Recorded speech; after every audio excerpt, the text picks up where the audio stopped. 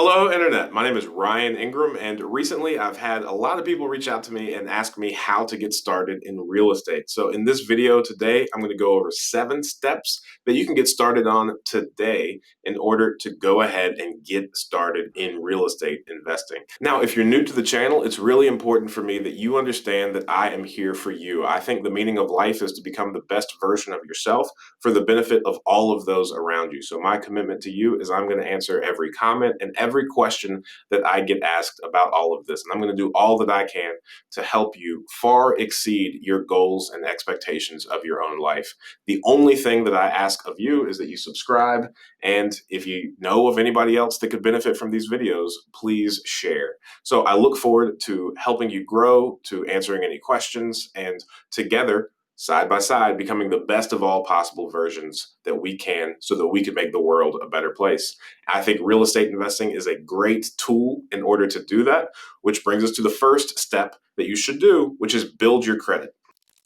Now, I'm putting this down as number one because it has recently had the most amount of impact on me. I made one misstep.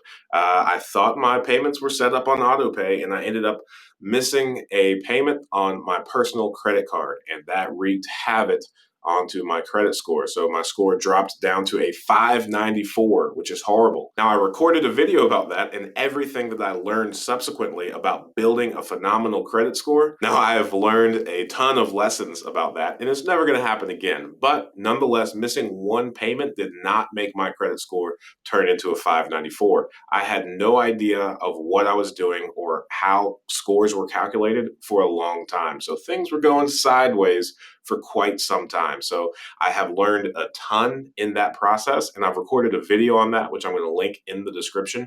And if you want to know how to build your credit score, what are all of the things that go into calculating that score, please check out that video where we explain it all and how you could appropriately position yourself to either build the best credit as you are growing into more and more loans or kind of financial instruments, or if you have already accidentally messed up your credit, some quick and easy tricks that you could do to incredibly increase your score. But nonetheless, that low credit score brought my real estate investing business to a screeching halt. Now, granted, I was able to fix it within a few weeks, fortunately. But nonetheless, if you do not have a good credit score, banks are not going to be very likely to lend to you. Banks are very particular about what it is that they look for, and credit score is a great deal of importance to them. This is either going to have the bank turn away from you and say, I'm sorry, we're not going to be able to help you. We don't lend to people under X credit score that they have decided, or they're going to charge you an absurd amount of points and fees. And even give you a higher interest rate because of your lower credit score. So to be favorable and to remain kind of above reproach to banks, you're going to want to keep that score as high as possible. Now, naturally, real estate investors have a lower score because the number of inquiries, if you buy properties very often, if a real estate investor is able to stay above 700, then that is generally a great deal. So please watch that video and learn from my mistakes so that you can position yourself in the best of all possible lights to really jumpstart your real estate investing career. Now, the second thing that we're going to talk about is proof of income or showing your income. Now, banks are pretty particular about your income. There are a few different things that they look for. The first thing is that they want to see your employment history. What they prefer is 2 years of employment at the same employer. Now, a few banks are a little bit more lenient with this, and they say that it just has to be 2 years of employment in the same industry. So whenever I was in law enforcement and then switched to insurance, I had my employment history clock restarted when I went to insurance because I changed industries. It had nothing to do with law enforcement. This is one thing that I didn't know. So if I knew about the 2 years of employment history prior to switching industries, then perhaps I would have gotten attempted to get a few different loans on rental properties prior to switching careers. Now, once you're situated and you have the 2 years of employment in either the same employer or the same industry, then if you are a W-2 employee, the bank wants to see your most recent pay stubs. Sometimes they go as far back as 2 months worth of pay stubs. Other times it's the most recent 2 pay stubs. Banks highly favor W-2 employees because they're seen as more stable. So if you have those 2 pay stubs, then the bank is safe to assume that you're going to continue working and continue getting that same amount of money. Now, if you're self employed, that's going to restart that 2 year clock. So, I was a W 2 employee at an insurance agency for a few years, and then I started my own insurance agency, and that restarted the clock. Now, I needed to prove myself for 2 years so that the banks would be comfortable lending to me because they wanted to make sure that I was able to make it as a business owner. Now, I get that. That's completely understandable, but as I'm already sharing with you all, I didn't have good credit and now I just messed up my proof of income. So, traditionally, for what the banks look for, I am not the most favorable individual. However, please be motivated because if you do have good credit and a solid W-2 job, then you are poised more favorably for real estate investing and lending in the bank's eyes than I am. And over the past 3 years, I've been able to acquire around 70 rental properties. So that's something to be proud of. But if I can do it, you can as well. Because when you're dealing with lenders, it's all about black and white checkboxes. Now, I like to joke that there are 2 different sides of real estate investing. The light side of real estate investing, where you have great credit and a wonderful high paying W-2 job, that's going to make you very lendable and very favorable in the bank's eyes. So, for you all, I have recorded a video about how to partner with a bank and exactly what you should be looking for in a bank so that you can have a long term, very profitable relationship with that bank. You can find that video in the description below. And then, like me, there's also the dark side of real estate investing where banks are not going to want to lend to you for several years while they're making sure that you are worthwhile. And in the meantime, there are a lot of ways that you can creatively make money in real estate investing without the use of a traditional bank. You can use private lenders, seller financing. You can increase your income, be it wholesaling or flipping homes, and that is all on the what I like to call the dark side of real estate investing. Now, I've recorded another video for the dark side of real estate investing that is called An Introduction to Private Money and Creative Real Estate Investing. You can find that in the link below as well. Now, the third thing that you can do that is really important is to save money because regardless of whether you're on the light side or dark side of real estate investing, you have to have capital of your own at some point. So saving money is important regardless of which side of the fence you fall on, whether it's traditional banks or private money. They are most certainly both going to expect you to have your own money so that you can take care of issues in these properties as they arise.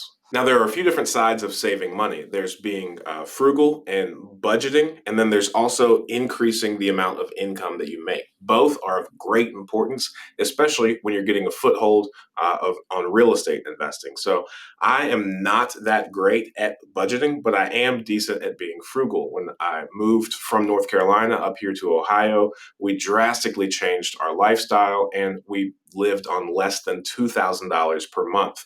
And that was, shout out to my wife who was able to really dial in our grocery budget. We moved into a 700 square foot house that we bought for about 60 grand.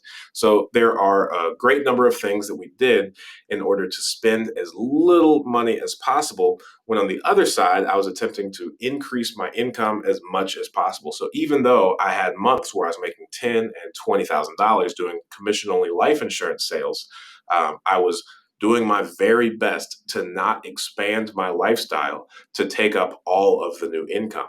So, being frugal and budgeting is extraordinarily important, especially when you're trying to make yourself most favorable to banks or build a giant capital reserve so that you can go out and purchase these properties.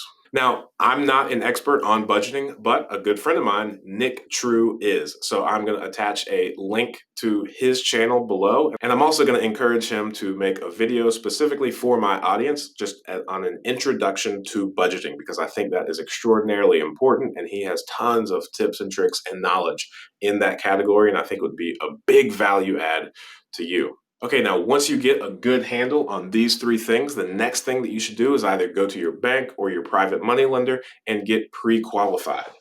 Now, once you get pre-qualified, this is more of a formality, but it's going to give you a threshold which you shouldn't cross. So if a traditional lender gives you a $50,000 pre-qualification, then now you know you need to limit your search for properties for equal to or lesser than that $50,000. Similarly, if you have a private money lender that is looking to give you 30 or 40,000, now you know you have 30 to $40,000 that you can go out and work with. Now that private money, you could probably do some things that are pretty cool with it. Now, if that lender wants to be the first lien on the property, then it's going to be exactly like the lender, and you have to find a property that is lesser than or equal to the 30 or 40,000. However, if the money is unsecured or even a second lien, then what you could potentially do is go out and find a owner financed or seller financed property that from a landlord that wants to retire. And then if he has a package of properties and he is willing to accept $30,000 to $40,000 down, then you could potentially get multiple properties all leveraged for none of your own money. Now, that's really cool, but there's a giant distinction between the two worlds, right? Like the light side, the dark side, the people that have high W-2 incomes that are looking for passive income just so that they can retire or get out of corporate America a little bit quicker. This is not something that they're going to want to do because all of that I just mentioned is going to take an extraordinary amount of active energy and focus, attention, all of those things. Now, it's worth noting that when I talk about real estate investing for no money down, I'm not talking about some deadbeat who's like, man, I've got $100. I really want to own an apartment complex and be like Grant Cardone. That is not what this is about. This is going to take tons of knowledge, a big plan, and a lot of energy in order to make it happen. Completely different worlds that don't necessarily mesh, but they're going to get to the same end via real estate investing. So again, you hear a lot of people talking about the benefits of creative real estate investing, and that is completely possible. And no money down real estate investing is a real thing. But it's important to note that it doesn't mean I've got no skills and no money, I want to be successful. It means that you are doing tons of research and you are putting hours and maybe even hundreds of hours a week into networking and researching, planning, and learning about the creative sides of real estate investing that you're able to take advantage of. But you might not necessarily be able to do those things if you have a full-time job. So again, both completely possible, but distinctly different. Now, the fifth thing that you should do is you should study. You should study a little bit more. You should network, and you should actively search for properties. In the description below, I'm going to add a link to a video about the resources that I know and love, including podcasts, books, other YouTube channels that are incredibly beneficial and that you should familiarize yourself, because there's not going to be one book, one podcast, or one YouTube video that is going to change the way that you view about real estate investing. It's really the sum of the whole, and then you probably have to just average it out. You have to continually study. There's so much to learn about real estate. It's such a nuanced industry.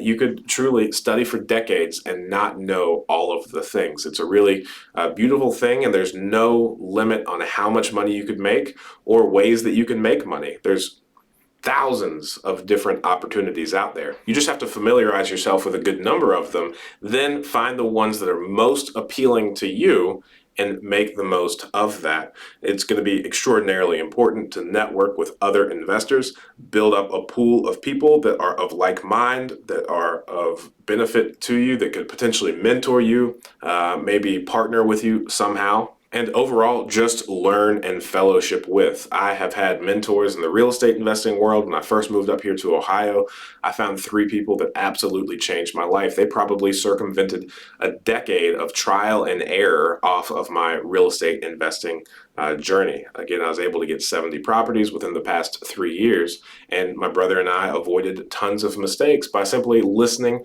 to the people in our network, in our market that were already doing these things that we could benefit from. And then you have to actively search. There is no opportunity that's just going to fall in your lap. That only happens after a great deal and hundreds of hours spent searching. The most successful investors I know are constantly looking at the market, getting updates, having other people reach out to them, and they're filtering through deals all day long. The deals are endless, especially the more specific you are and you know what you want.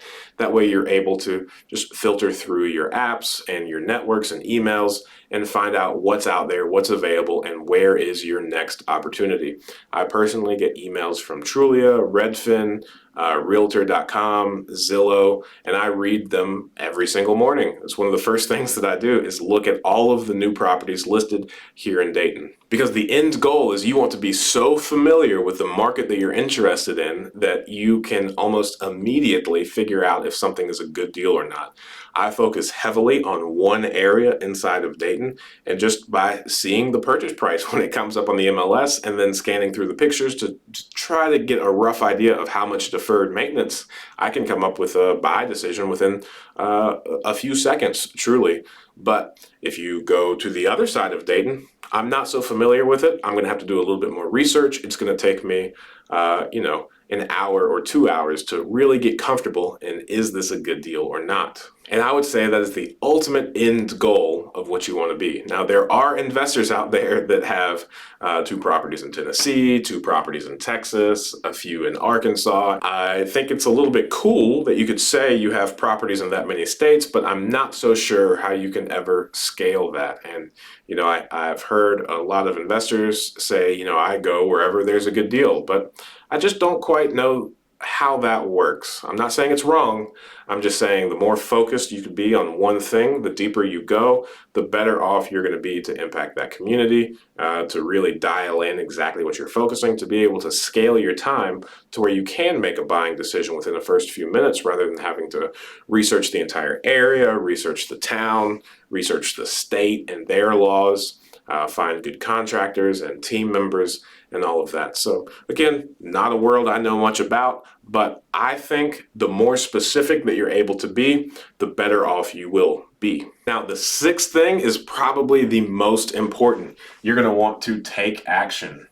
Now, a lot of people suffer from what they like to call analysis paralysis. You sit here, you watch tons of videos, you do tons of research, you talk to tons of people. You might even be doing the networking and searching, but you just never do anything.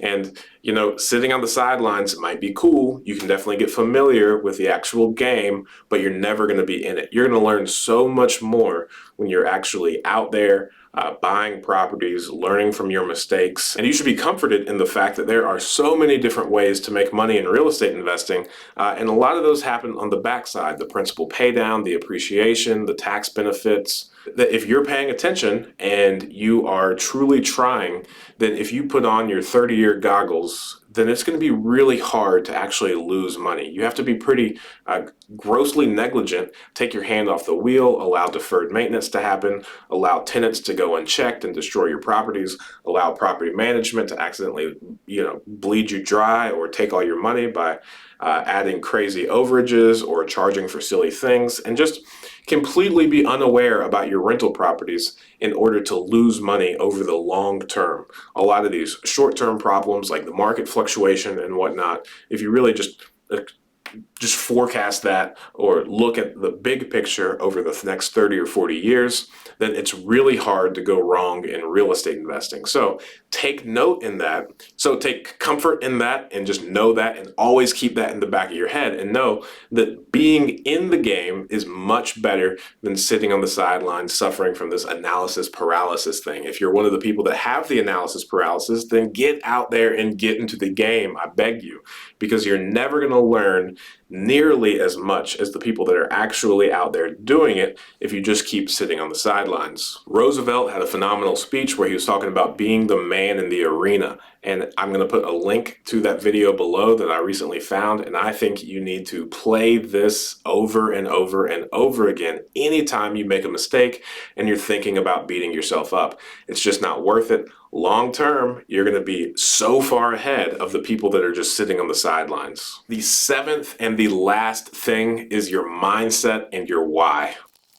Now, this is a long game. This is something that you're going to be doing for the next several decades. So Each time there's a little bit of fluctuation. Naturally as humans, our emotions are just going to get in the way, and you have to keep a thumb on your mindset and your why. I recorded a video about mindset and real estate investing that I'm also going to attach below, and it's really just so important to figure out exactly why you're doing something. My brother and I got into real estate investing because we have several kids. I've got three.